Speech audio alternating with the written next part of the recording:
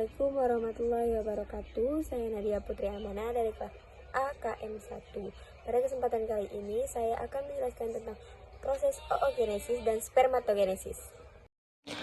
Proses oogenesis adalah proses perkembangan oosit sel telur matang yang berlangsung di dalam ovarium. Oogenesis membelah secara mitosis untuk membelah sel-sel, lalu melalui proses meiosis. Saat memasuki masa pubertas, anak perempuan akan mengalami perubahan hormon yang menyebabkan oosit primer melanjutkan meiosis tahap 1. Oosit primer, sel telur yang belum matang yang akan membelah diri melalui proses meiosis. Selanjutnya ada oosit sekunder, sel telur ukuran besar dihasilkan dari pembelasan meiosis. Kemudian ada badan polar primer, produk haploid yang dihasilkan oleh dua pembelahan meiosis. Meiosis 2, pembelahan sel menghasilkan 4 sel anak haploid. Ootit, sel telur yang dihasilkan dari pembelahan meiosis dan akan berkembang jadi sel telur matang.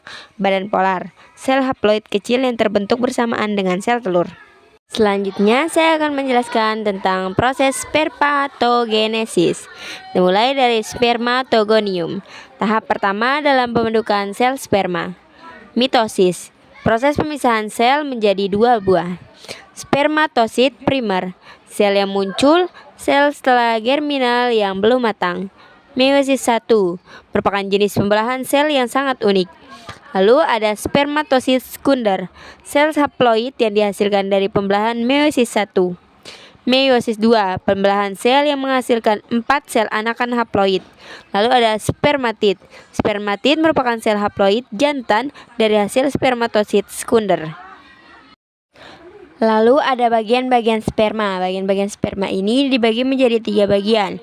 Mulai dari membran plasma yang berfungsi untuk melindungi sperma dari cedera. Lalu ada mitokondria yang terdapat pada bagian tengah yang berfungsi untuk penghasil energi yang dibutuhkan oleh ekor sperma untuk bergerak. Bagian leher, penghubung ekor dengan kepala. Lalu ada nukleus yang membawa materi genetik dari 23 kromosom. Lalu ada akrosom yang berfungsi untuk membantu proses dari pembuahan. Lalu kita beralih kepada ovum struktur, dimulai dari follicle cells yang merupakan sel yang melapisi folikel ovarium. Lalu ada nukleus untuk mengatur sel. Kemudian ada kriptoplasma yang merupakan cairan pengisi bagian dalam sel. Lalu ada zona pellucida yang merupakan lapisan tebal mengelilingi sel telur. Lalu ada peripherin space yang merupakan ruang yang berada di antara zona pellucida dan membran sel oosit.